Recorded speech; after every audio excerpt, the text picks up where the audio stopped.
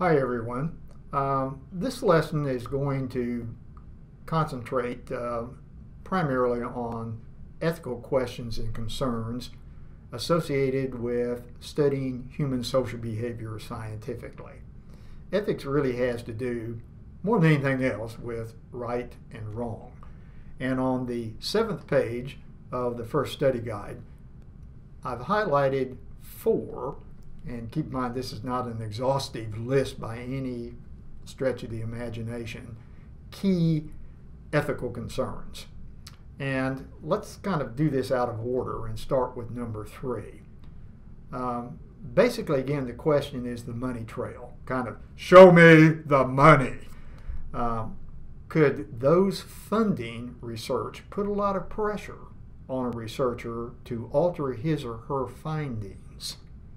There's that conflict of interest. Likewise, if you look at number 4, the lack of knowledge about the cultural orientation of the subjects of research can put any scientist, any social scientist, in deep water. Sociologists and other social scientists have to be able to, or at least they need to work to try to understand and better appreciate the life ways of the very people that they're studying. If they don't do this, they're going to end up getting blindsided by the very makeup or structure of their own culture or way of living. As a result, whatever they see, they're going to evaluate, interpret, and analyze within the very context of their own culture. And that's going to lead to a lot of misunderstandings. And at that point, it's going to be really easy for a researcher to write off what he or she is witnessing as being strange, weird, or abnormal. But bear in mind, all of these notions and concepts are in effect relative. For example, there are some cultures on the planet where even complete strangers are expected to maintain very close physical contact with those with whom they happen to be interacting, something that most North Americans would reserve only for those with whom they have an intimate relationship, such as lovers, such as family members. Again, not knowing this can jeopardize research, but it's really ethical concerns 1 and 2 where I want you to focus a great deal of your attention. It is possible when studying people to intrude into their private lives. So all social scientists, including sociologists, again, are committed to safeguarding the right to privacy of their subjects and not violating their subjects' trust. In other words, the subjects have to be protected from physical and psychological harm. Linked to that is number 2. Exactly how will the findings be utilized or employed? There are a couple of studies that I can note that will in effect reinforce what I have just mentioned. One is included in the text in chapter 1. It's Lord Humphrey's well-known study, The Tea Room Trade. As you read through and over what he did, bear in mind that he engaged in what many researchers consider to be some ethical violations. He, first and foremost, violated the subject's freedom of choice because they didn't know they were being studied. Now, this is not unique, and I want you to remember this, to sociology. For example, an anthropologist might study members of a pre-literate society without an invitation. Or maybe an educational psychologist might observe children's behaviors through a one-way mirror. Likewise, Humphreys employed deception. He never really explained that he was a sociologist. And as you read through his study, a year after observing the subjects in the so-called tea room setting, he showed up on their doorsteps in disguise. Plus, as you go through this study, recognize again that the information he gained was highly incriminating. It could have exposed his subjects to great risk. Another study that highlights, again, ethical concerns 1 and 2 is the well-known Tuskegee syphilis study. Although it's entirely possible that you may not have heard of this study. It began in 1932 and continued until 1972. It involved government physicians associated with what was then called the Public Health Service. They studied the effects of unchecked syphilis on 399 African American men. The men were never told that they were part of a scientific study, and they were never told that they had the disease. None were ever made aware of the risk of the disease to their health.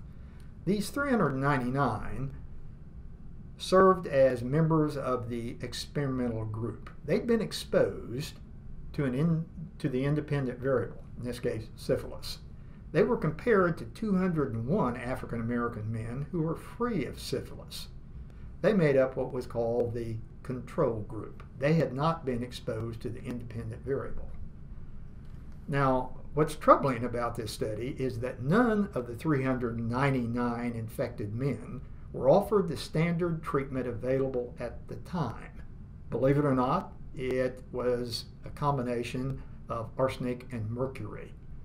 Nor were they administered penicillin when it became available at the end of World War II.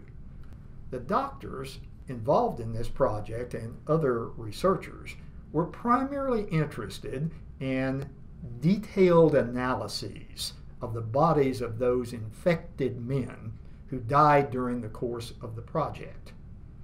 When these men complained of symptoms, the researchers told them they had, quote-unquote, bad blood. The study actually began as a treatment program designed to combat a serious health problem that at the time was considered to be particularly widespread among African Americans, especially in the rural South. Furthermore, the medical authorities involved in a fairly large number of medical authorities at the time actually thought that syphilis might pose a really significant danger to public health.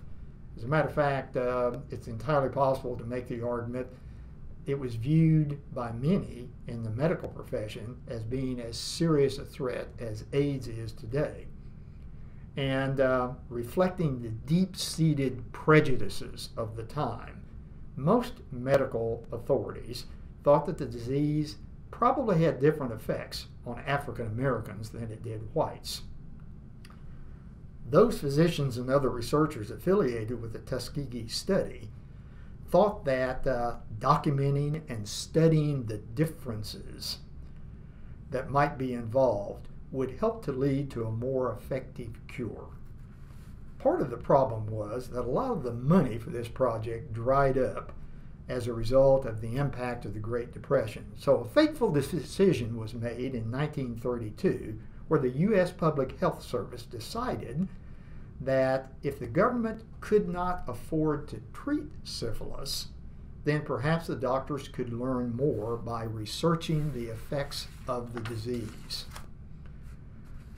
Now, interestingly enough, the physicians and other researchers involved in the study really made no real attempt to keep their work secret. They published regular reports. But in 1972, an Associated Press article detailed the experimental study. That report produced considerable outrage among physicians, scientists, and the general public, enough to end the study. Then in 1999, and I'll make this correct yet, 1997, then President Bill Clinton publicly apologized to the remaining survivors. The government paid $10 million to the participants and their heirs, and provides to them today free medical care to any of the surviving infected men and any infected wives and children. So these are serious issues that I hope you will address. Bear in mind that these concerns, along with some of the disagreements that were addressed in the preceding study, has produced in the social sciences what's sometimes called a postmodernist or a postmodern perspective, if you will. It reflects arguments that existing theories haven't really explained human social and cultural life in modern day, or if you wish, contemporary societies. These are societies that are characterized by a globally based economy with an increasingly strong emphasis on consumerism. The economy of these societies is increasingly service-based. In other words, there are fewer and fewer jobs in the industrial area. More jobs involve generating, distributing, or applying information, or they are professionally oriented, like accountants and lawyers, or they're service oriented, such as restaurant servers and healthcare workers. These societies are also marked by increased global communication, brought about by some really dramatic developments in communication technology, especially those electronic in nature, like your cell phone. Furthermore, these societies are marked by an increasing amount of what's called multiculturalism. There's increasing cultural diversity, and this is due in large part to improvements or developments that have made travel much easier. The postmodernists in the social sciences, including sociology, and this is in part too associated with critical and interpretive sociologists, argue that the possibility of a value-free research is probably impossible. They argue that researchers, even when they're trying to be objective, are still going to be influenced by their own experiences, assumptions about the nature of reality and the world that they've acquired growing up in their own culture, and by their own personal biases. As a matter of fact, some of the postmodernists argue or suggest that science doesn't really have a monopoly on the quote-unquote truth, but it's just a system of analysis among many, but it's a system of analysis that is rooted, based in elements of Western cultures, those in Western Europe and North America. And again, postmodernists argue that, in effect, existing perspectives, beliefs, and notions need to be carefully analyzed. Basically, they challenge these. Now, Kendall, in her book Sociology in Our Times, highlights an example. She points out the fact that some postmodernists consider a great deal of contemporary culture to be based upon simulation of reality rather than reality itself. What's kind of meant by that is what we see on TV and through other electronic communicative forms like video games becomes actually more real than experiencing an actual event or having an actual connection with what is occurring. So be alerted again to these concerns. Be alerted also to the fact that sociology, like all the social sciences, is an evolving discipline. We're going to discuss next time some of the major theoretical perspectives that form a basis for sociology. Take care.